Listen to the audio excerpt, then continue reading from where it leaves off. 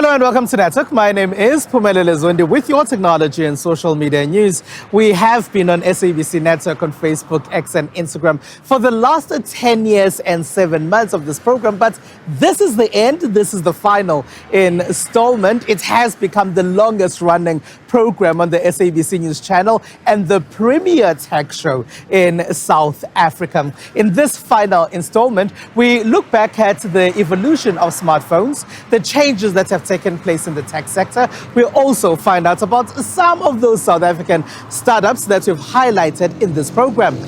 You'll probably remember Honor as one of the Huawei range of smartphones, but they have since gone independent and away from Huawei, and they are a smartphone brand on their own, and they've kept Android. They recently announced that they've launched the Honor V2 smartphone in South Africa. It's at just under 40,000 Rand if you want to buy it cash. They've also launched the Honor Magic 6 Pro smartphone, and that is at under 30,000 Rand. They're both high-end smartphones that have impeccable camera quality. Honor started the foldable in several years ago. Actually, we have several different models in China. But for South Africa, as I just mentioned, we just reintroduced Honor to South Africa last year. So at that time, we believe it need take some time to earn the trust from the consumers, from partners. So last year, our focus is for the Honor 90 number series and the entry-level X series.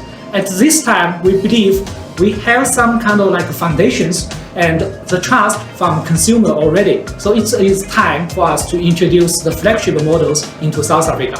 So the Magic 6 Pro, as you just mentioned, we launched in MWC actually last month in February. From our side, we put South Africa is one of the most important countries for Honor. Actually, we are ranking top 7 globally. So we always want to bring the latest innovation and technology to South Africa. So that's why we are the first team or countries to launch Magic 6 Pro. But afterwards, we can guarantee that every time when there is a new innovation product, we will bring to South Africa. So for the Magic V2 is 16 plus 512, and the Magic 6 Pro is 12 plus 512. So we only have one version of the storage. All the box will come with a TUP cover and a fast charger, and the cable. Yeah, everything in box. With that, let's take a look at the evolution of smartphones. Remember that there used to be BlackBerry, then there wasn't BlackBerry. BBM was a thing at a certain point. It went away almost completely. There were phones that curved. LG used to produce smartphones. They no longer did. But here's the last decade and a bit in smartphone technology.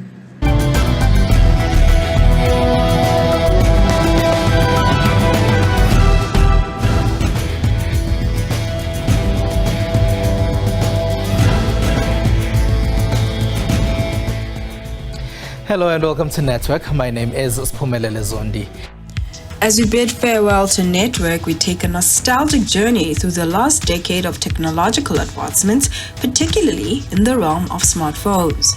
From 2014 to 2024, these handheld devices have not only transformed our lives but have also been at the forefront of innovation. In 2014, we witnessed the rise of the iPhone 6 and Samsung Galaxy S5, setting new standards in design and performance. The iPhone 6 and 6 Plus have finally launched in South Africa. The two phones have larger screens and perform better than their predecessors. Samsung headquarters were left mind-boggled after being upstaged by a South Korean telecoms company. The electronics giant's highly anticipated handset device, the Samsung Galaxy S5, was released in Seoul prior to its scheduled global launch date. These flagship devices introduced features such as fingerprint scanners and improved camera capabilities, revolutionizing the smartphone market. Fast forward to 2020, where we witnessed the introduction of Africa's very own manufactured smartphone, the Mara phones. It's an African company making it in Africa, by Africans, for Africans, and the rest of the world. Mara Phones has since closed its South African plant in 2022. From dual cameras to bezel-less displays, smartphones underwent a rapid transformation driven by consumer demand for better user experience. Really, it was about listening to our customers and what they wanted, right? It wasn't just the memory slot we brought back, we also brought back the IP rating, which was the water resistance. So what happened is that generally when you add in alternative features, you have to add bulk to the device, and the S6 was such a unique design that we wanted to differentiate ourselves in that space, and there just wasn't actually space in that environment. So on the S7 we came up with a unique way to insert the memory card slot and the SIM card in the same tray. Artificial intelligence became a staple feature, enhancing everything from photography to voice assistance. And who could forget the groundbreaking introduction of foldable smartphones? Brands like Samsung and Motorola pushed the boundaries of innovation, offering users a new level of versatility and productivity. I think one of the key trends we all know about is that when it comes to devices, consumers are looking for screen real estate. The more screen real estate they have, the better it is. But that is combined now with needing a small form factor. And this is why foldable devices are so fantastic. They allow you to fold down and get that small form factor that you can put in your pocket and travel with easily. Yet at the same time, you can get that large screen real estate when you open the phone. So I think foldable devices are going to be the future. I think as costs come down, you're going to find more and more in the market. And I think there's going to be greater consumer uptake for such devices. Analysts say the last decade has been truly remarkable for smartphone advancements. Looking ahead, we can expect even more breakthroughs in areas such as 5G connectivity, augmented reality, and sustainability. It's SABC Network on Facebook, X, and Instagram. News Network at sabc.co.za on email. After the break, we continue with our look at the last decade and a bit.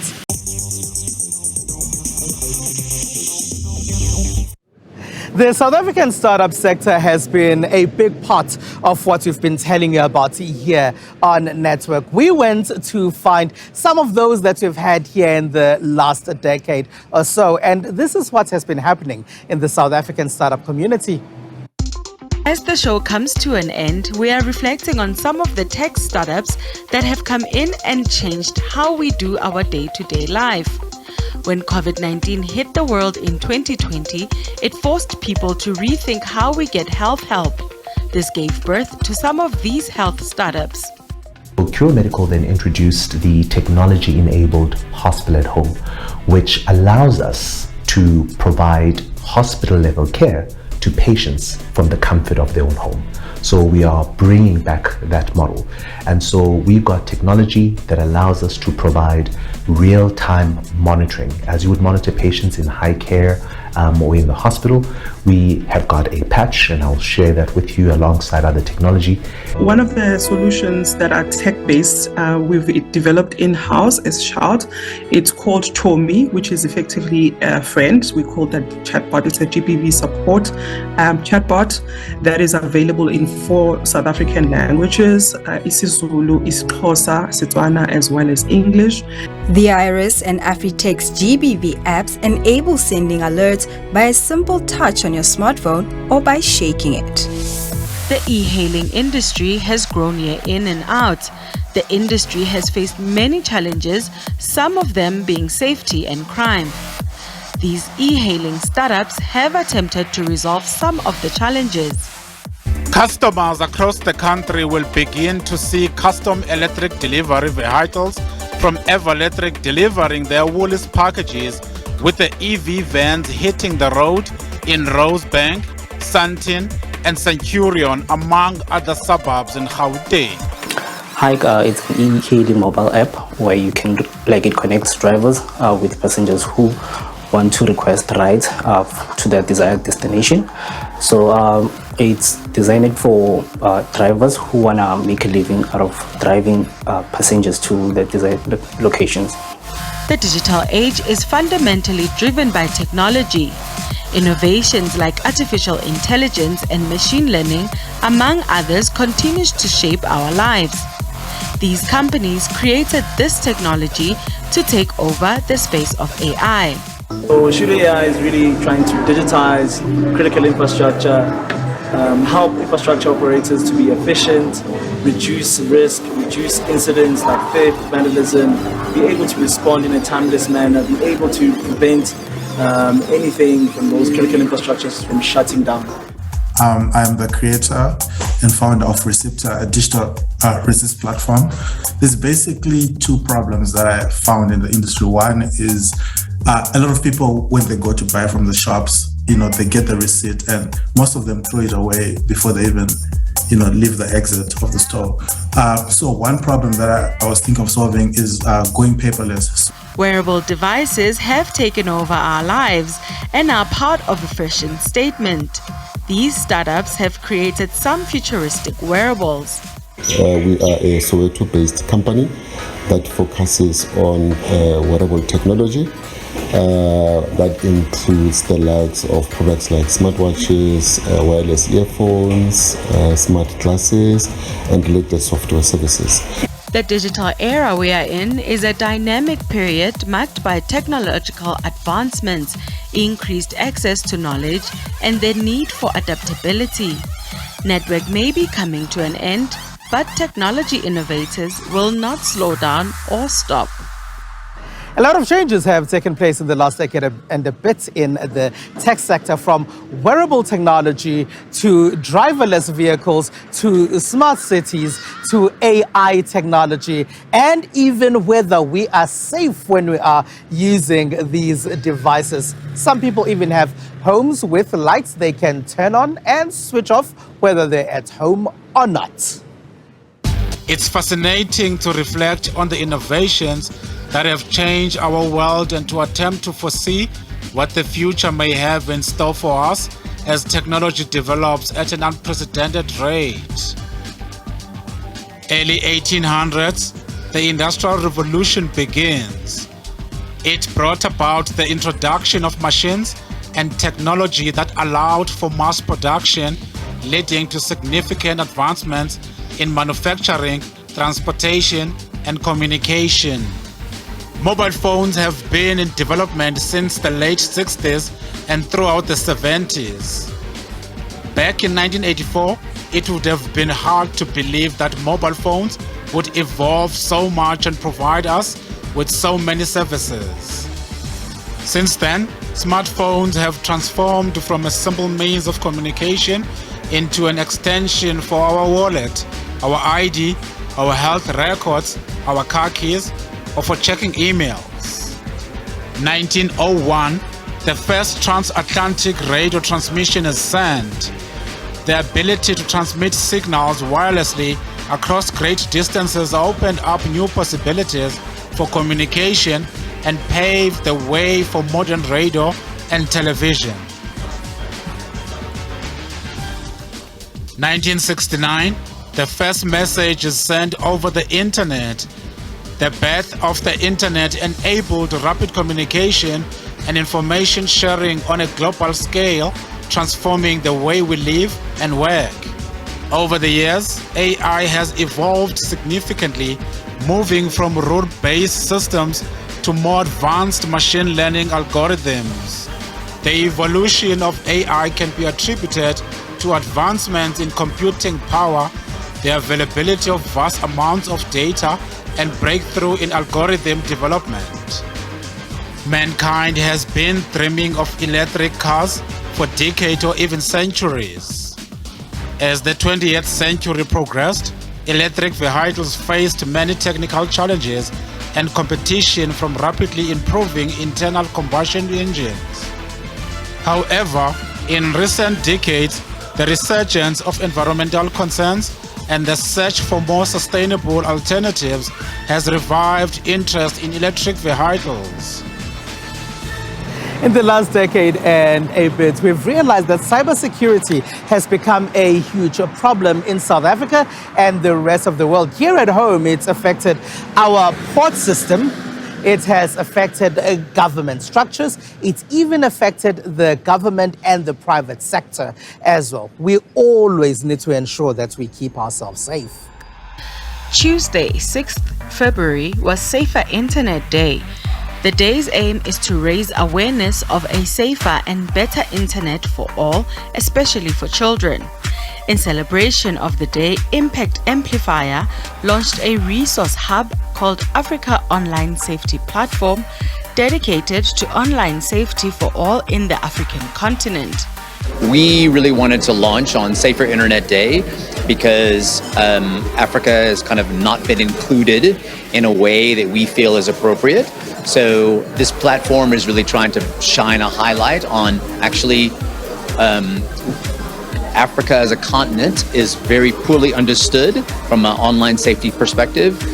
Lacks the kind of resources from an educational standpoint that are needed, and also the kind of tools to get help when you actually need it. Impact Amplifier received a $1 million grant from Google.org and used half of it to create the Africa Online Safety Platform. The other half was distributed to 22 grantees across the African continent to help create safety on the internet. The platform is designed to empower educators, parents, academics, policymakers, among many others. Some of the grantees and contributors to the platform attended the launch. Well, Impact Amplifier has been a funder of ours for a while now. They first funded us to do a project that ran across 6 sub-Saharan African countries to counter COVID disinformation and to address vaccine hesitancy.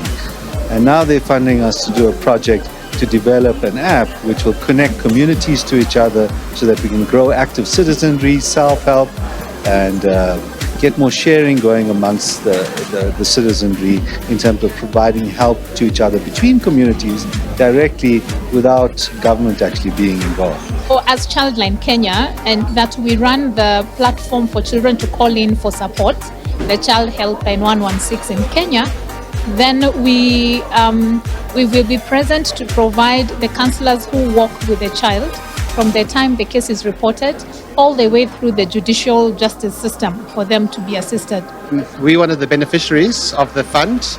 We're actually working with the Impact team to actually build a platform called Cobra, which is very much around cybercrime investigators collaborating together to investigate crimes and also to provide assistance to victims of cybercrime in South Africa.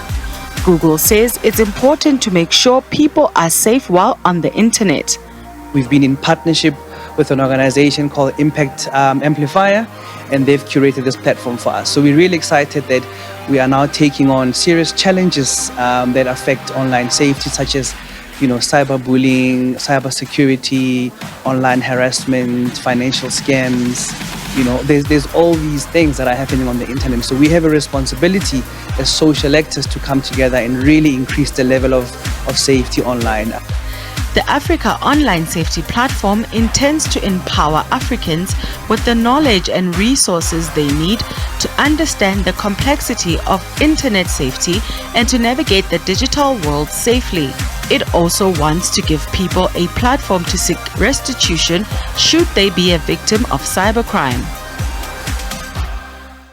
It's SABC Network on Facebook, X, and Instagram. News Network at sabc.co.za on email. Let's take a quick break. SABC Network on Facebook, X, and Instagram. Welcome back. Here's what else took place in the rest of the world in the tech space. According to the Food and Agriculture Organization, in today's rapidly evolving world, science and innovation play a crucial role in addressing global challenges. However, despite progress, women and girls still face significant barriers to pursuing science careers. Dodmoney Desiree, a 27-year-old statistician from Cote d'Ivoire, never imagined that her love for nature would lead her to work with numbers. When she was a child, she loved to cultivate and see plants grow. Mais étant petite, je me demandais, attends, je finis de boire l'orange, je prends le pépin là, je le mets en terre, et puis quelques jours après, je vois il y a des feuilles, des pétales. En fait, je me demandais, il y avait quoi derrière ça, ce mécanisme-là. Scholarships are provided by the Global Strategy to Improve Agricultural and Rural Statistics, a statistical program hosted by FAO focusing on strengthening countries' capacity to implement agricultural surveys and complementing data collections already existing on the African continent and now in the USA. At a recent music trade show organized by the National Association of Music Merchants, new music technology that uses artificial intelligence was previewed, with a generally enthusiastic response from visitors. AI helped me imagine or explore things that otherwise maybe I would have never thought of. So when I am limited to my imagination, AI thinks differently and picks all sorts of information in order to create something new. In November, the Beatles released Now and Then, billed as their last song and featuring the voice of John Lennon. Extrapolated with AI from an old recording, Warner Music said in November it was partnering with the estate of deceased French singer Edith Piaf to recreate her voice using AI. And now in Switzerland. 37 years after Fabrizio lost part of his arm in an accident, a new temperature-sensitive prosthetic is allowing him to feel the warmth of touch of another person. There is the functional part of knowing if something is hot or cold, or detection of different materials. For example, if I place my finger on a piece of metal or plastic, I will recognize it through its thermal properties than more than their tactile one. So this is, let's say, the more functional part. And that's what we started with at first. But later on, we noticed that, and the base test was patients themselves telling us that this affective part of temperature is maybe even more important. The possibility of touching somebody else's hand and feeling the warmth when they were touching the hand of somebody, of a loved one. That seemed to be even more important, although not maybe directly functional, but much more important from a social point of view. And we could also show it with our prototype. We could show that with eyes closed, they could detect if they were touching a fake hand versus a real hand, and that they could really have this more human-like touch when they were in contact with somebody. Several amputees participating in the initial trials reported that the ability to rediscover body contact with another person was the most important benefit of the system.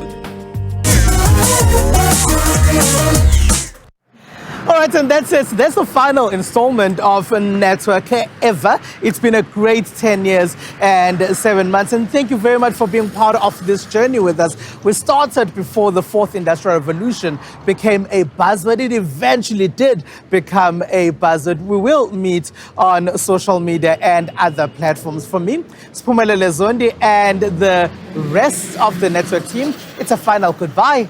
Bye-bye. Have a good one.